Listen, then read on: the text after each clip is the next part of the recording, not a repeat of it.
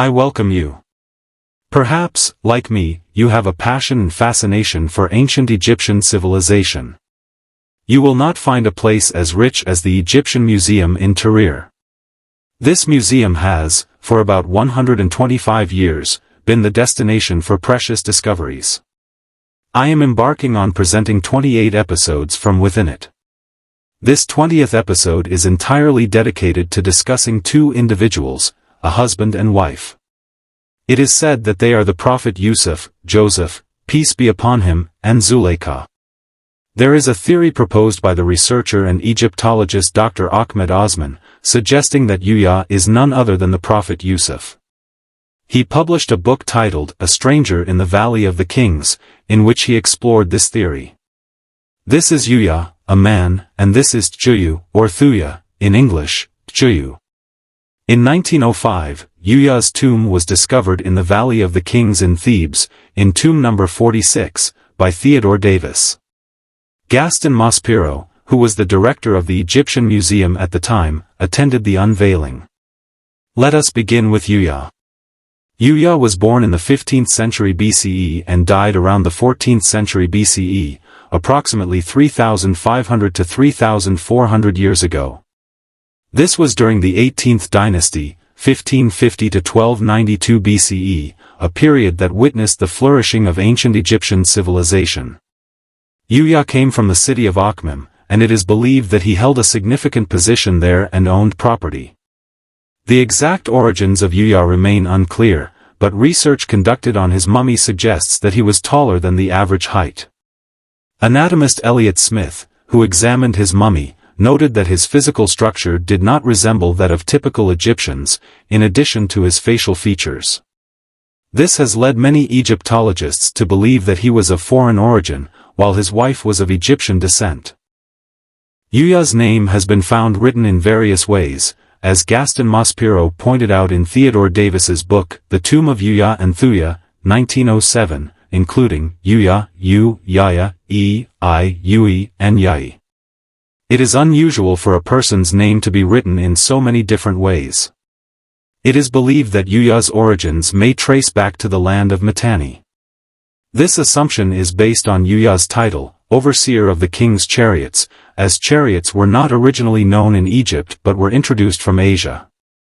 It is also speculated that he was the brother of Queen Mutamwiya, the wife of Amenhotep III, who may have also originated from Mitanni. However, this theory lacks substantial evidence due to the limited knowledge about Queen Mutamwiya's life. Additionally, since Yuya came from Upper Egypt, it is possible that he was from one of the Asiatic tribes that were under Egyptian rule or from slaves who rose to prominence in Akhmim. Yuya served as an advisor to King Amenhotep III and held numerous titles, including Father of the God, the Pharaoh, Holy Father of the Lord of the Two Lands, Bearer of the Seal of the King of Lower Egypt, Overseer of the King's Chariots, Hereditary Prince, Mouth of the King of Upper Egypt, Ears of the King of Lower Egypt, Greatly Praised in the House of the Pharaoh, and Supervisor of the Cattle of the God Ammonius. Yuya married Tjuyu, whose father was a priest of the god Min, and her mother was a royal attendant and overseer of royal garments. Tjuyu held several titles, such as Royal Attendant, Singer of the god Ammonius, and Great Royal Mother of the King's Wife. Yuya and Tjuyu had a daughter, Queen Tai, who became the great royal wife of Amenhotep III, the 9th king of the 18th dynasty.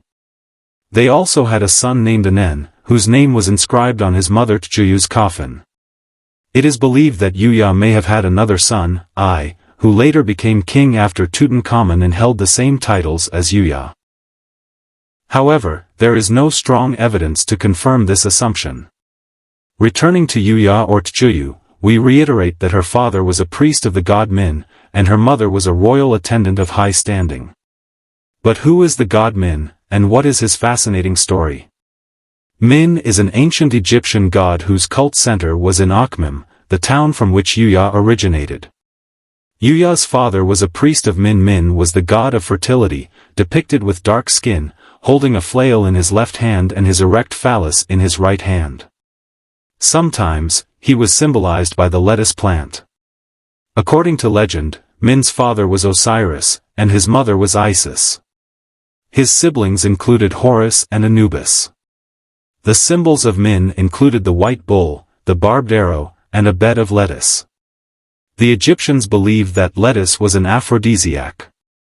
Just as Egyptian lettuce was long and straight, and it secreted a milky substance when rubbed, its properties superficially resembled those of the phallus. This belief persisted into the Greek era, where Min was equated with the god Pan. Among the sacred symbols of Min's worship were the wild lettuce and the prickly lettuce, two plants believed to have aphrodisiac and anesthetic properties. When cut, they secreted a milky sap, which was perhaps considered analogous to semen. Since Min was often depicted with an erect phallus, his images suffered systematic defacement by Christians in temples. Victorian Egyptologists would depict him only from the waist up or find ways to cover his visible phallus. However, the ancient Egyptians depicted Min with his phallus prominently displayed, as it was not considered scandalous or shameful. They had much more relaxed attitudes toward nudity. In the hot climate, farmers, officials, and artists often worked partially or fully naked.